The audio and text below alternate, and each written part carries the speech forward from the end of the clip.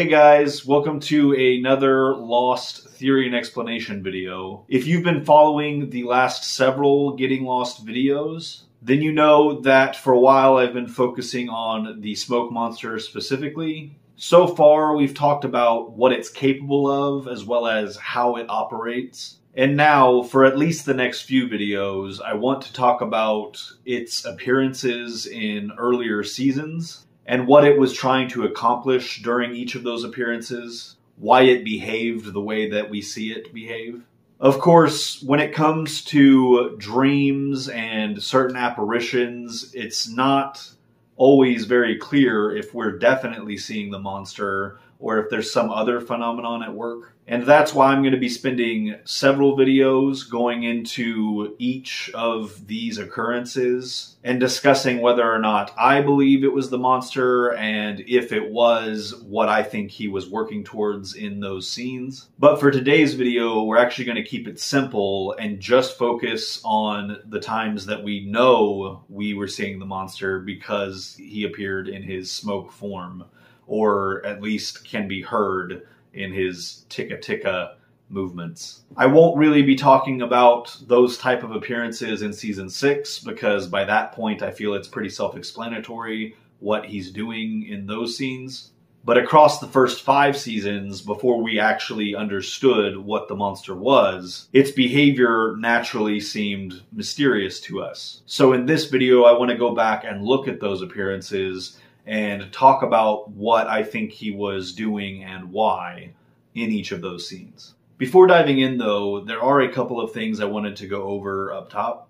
For those of you that watch my follow-up series of videos, or that participate in or read the comment sections, or if you're at all active on the Lost subreddit, then you are probably familiar with user Choekaas, and you may or may not know that he has his own YouTube channel which features his own Lost content.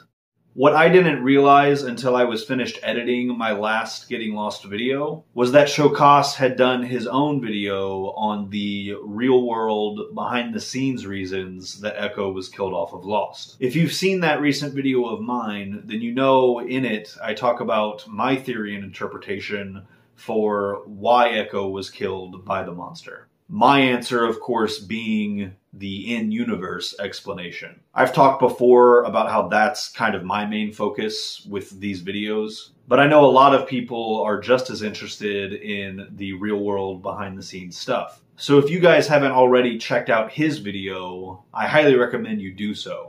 I myself have long felt that I was well aware of what happened behind the scenes, and yet there was quite a bit more information in Choekaas' video that I had never been aware of. So even if you feel like you're pretty familiar with what happened, I think you'll still find it worth your time. So I'll go ahead and link that here and in the description. Now, since it's been a little while since my last video, I do have a couple of new Patreon supporters that are overdue for their thank yous and shoutouts. The first one is a user that just goes by Plaffy, and they have chosen the candidate number 10. And the other is Julian Grinblat. Julian elected to have me randomly assign his candidate number, so I have given him the number 217. Both Julian and Plaffy have now been added to the Cave of Candidates. If you too would like to be added to the cave, you can use the link in the description to become a Patreon donor for as little as $1. One donation of $4 or 4 monthly donations of $1 will earn you your own candidate number that will forever be yours and only yours, as well as a spot in the cave. Once again, thank you Plaffy and thank you Julian, and thank you to all of my ongoing patrons for continuing to support the channel. To everyone else, you can help support this channel for free by liking this video, sharing your thoughts and feedback in the comments below, subscribing to this channel if you haven't already, and or by sharing this video and channel with anyone you think might enjoy it.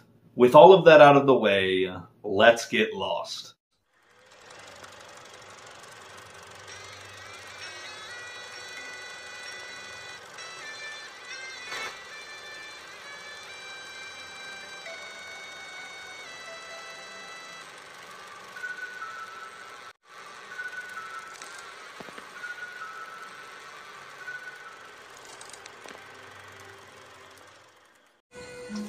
What is the monster? What? The black smoke, the monster. What is it? I don't know. What is the monster? In a show largely defined by its many mysteries, this was perhaps the biggest one. It's a question we, the audience, first asked less than halfway through the very first episode. But it's not until the final season that we finally learn what it is and the goal it has been working towards. This eventual understanding serves to contextualize many of the mysterious events we've seen unfold over the course of the series. And yet some of the monster's actions in earlier seasons are still left somewhat ambiguous. In today's video, we'll be reviewing most of the confirmed monster sightings across the first 5 seasons of the show, and exploring the motives behind its behavior in these scenes.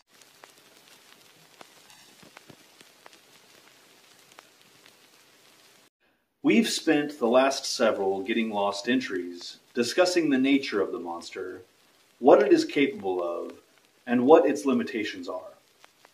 We've also gone over its ultimate goal of escaping the island, and why it needs Jacob and his candidates dead in order to accomplish this. But as we know, the Man in Black is typically incapable of killing these individuals directly. This means he needs to manipulate circumstances as best he can to result in their deaths by other means. Arguably, the most effective way to do this is by creating conflict amongst these candidates, as well as with those around them.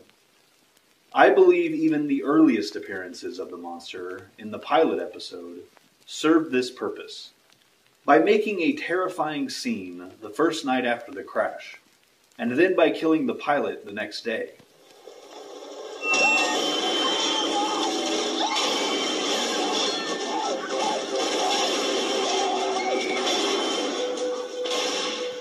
The Man in Black instills in the survivors a real fear of this island.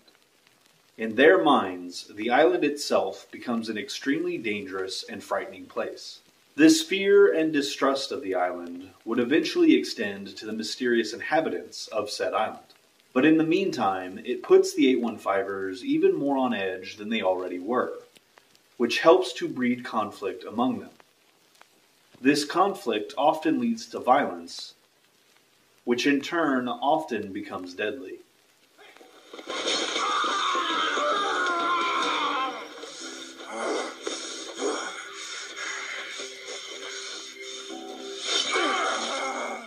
You hit an artery. Keep still, damn it. Of course, there's one character who does not fear the island the way his fellow survivors do. And as such, his perception of the monster is quite different. When the monster first encounters John Locke, it sees in him his already forming admiration of the island, as well as his extensive history of being easily manipulated by having his desire to feel special and wanted exploited. The psych profile said you would be amenable for coercion. It is at this point that the Man in Black begins prodding John down his own, more specific path. From Locke's perspective, this otherworldly being chose not to harm him, and instead kills for him the boar he had been hunting.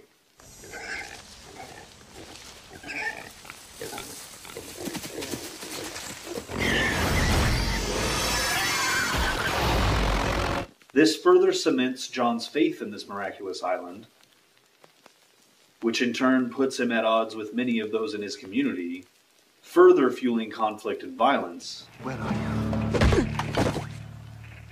And it makes him even more susceptible to the Man in Black's influence going forward. But I've looked into the eye of this island, and what I saw was beautiful. That is not what I saw. While Locke's interpretation of the monster is somewhat unique, this type of face-to-face encounter with it is not. We see characters such as Echo, Juliet, and Richard all having similar stare-downs with the monster before it retreats.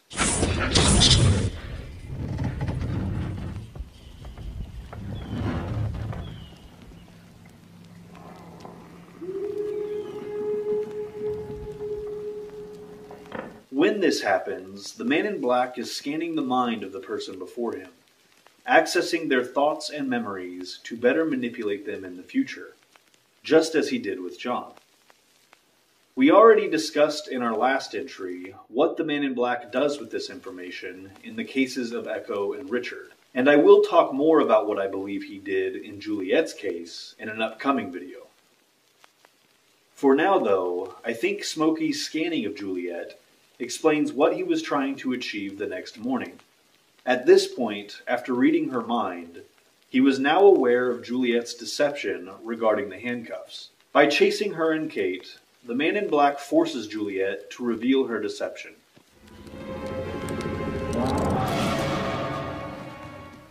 Damaging her already slim chances of gaining the trust of the 815ers. This once again fits the pattern of the man in black stoking conflict between and around candidates.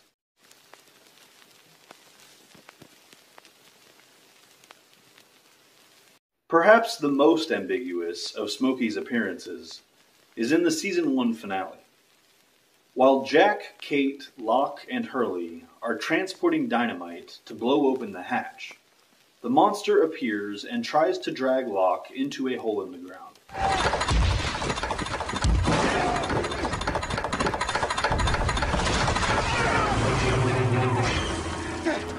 This incident is only made more confusing when we later learn the smoke monster would not have been able to kill John if it had succeeded in dragging him underground. Furthermore, this apparent attack seems to contradict the Man in Black's previous treatment of Locke, as well as the way he treats him in future seasons.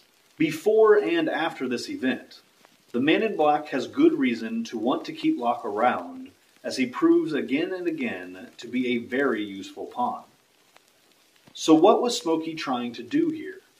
Well, if we know the Man in Black wants these candidates dead, with the temporary exception of John, then it would make the most sense that his behavior in this scene is aimed at getting them killed and not John. By acting aggressively, the monster may have been hoping to get one of the dynamite carriers to panic and set off the incredibly temperamental explosives. Indeed, if Kate had actually been carrying the sticks as she believed she was, this would undoubtedly have been successful. Jack, on the other hand, actually had the presence of mind to set down his pack as soon as the monster's rampage started. After a few moments, I think it became clear to the Man in Black that the fleeing Kate and Hurley did not have the dynamite, and that Jack had set his bag down. And I think at this point, the monster shifted its strategy and decided to use Locke as bait.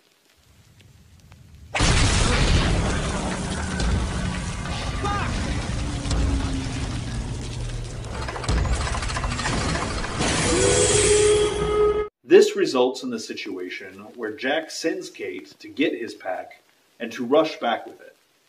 I need the dynamite. No, it's in my pack.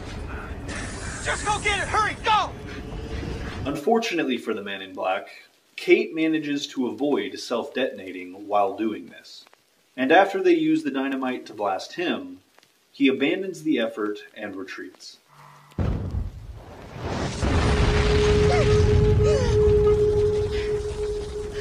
This sequence, in which Smokey appears to be attacking Locke when he really isn't, is quite similar to the final monster sighting I want to discuss in this video.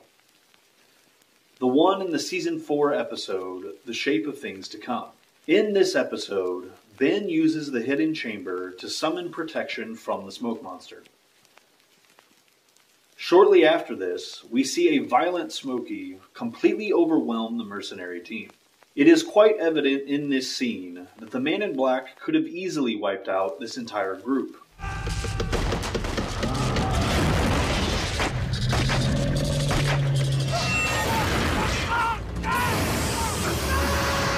Yet, as we learn in the next episode, only one of the team members is actually injured in any significant way. This seems curious at first, but once we eventually learn who the Man in Black is and what he has been working towards the entire series, it becomes clear why he would not have wanted to kill the mercenaries. Keamy's team has been sent to the island to capture Ben and to torch the island. which would undoubtedly result in the deaths of most, if not all, of the candidates still residing on the island. This would be an absolute jackpot for the Man in Black. But if he doesn't want to stop the mercenaries, why attack them at all? Why kill one of them? Well, it's important to note that Locke was in that house with Ben and was very likely to be killed when the team moved in after nightfall.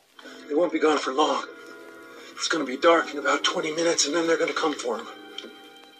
And at this point, the Man in Black wanted Locke to survive and find him at the cabin so that he could continue manipulating him a while longer. I'm here because I was chosen to be.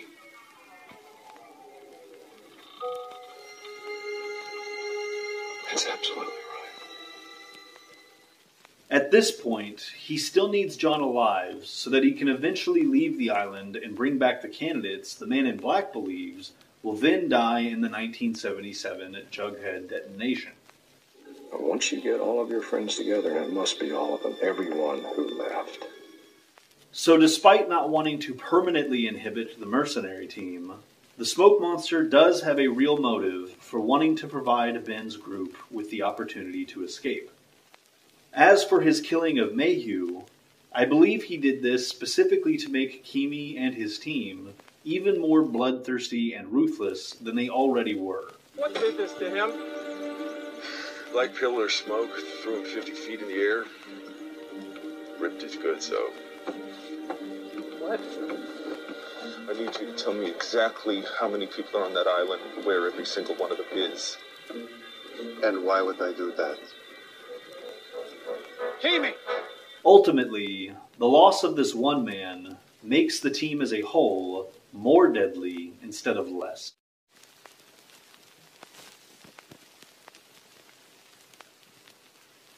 There are a few more Smoke Monster appearances from the first 5 seasons that I haven't addressed here, one of which is the manipulation of Ben beneath the temple. This one seems pretty self-explanatory to me, given the revelations that come within the next few episodes. Another is the monster's attack on the French team shortly after they arrived on the island.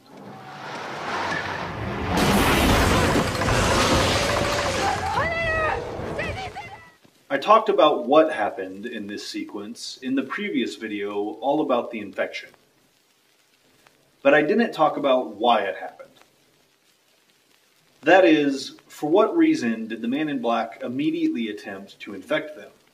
In the other cases we know of, the monster only infects individuals when the opportunity happens to present itself. In the case of Russo's team, however, he appears to target them for this purpose specifically. I will likely be addressing this in a future video dedicated specifically to the French expedition. There are a number of interesting things about how and why they ended up on the island that I look forward to addressing. And the last Smokey sighting from earlier in the series that I haven't talked about here is Boone's experience in the Season 1 episode Hearts and Minds. We know that Locke drugged Boone before leaving him in the jungle. So it is certainly possible that his visions of Shannon and the monster were simply hallucinations that the Man in Black had no role in.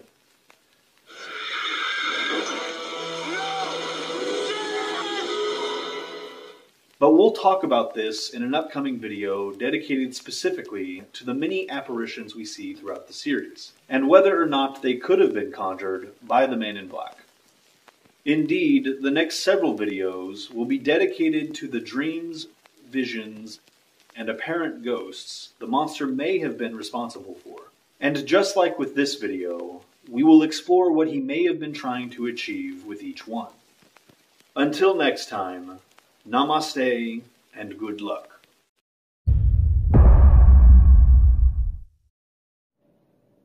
Oh, you're still here. Hopefully that means you enjoyed this video. If so, please consider sticking around and being a constant for this channel by clicking right up here to subscribe. And don't forget to hit the bell icon if you would like to be notified when more videos like this one arrive. In the meantime, feel free to check out previous content from this channel by clicking here or here. Oh no. Please subscribe.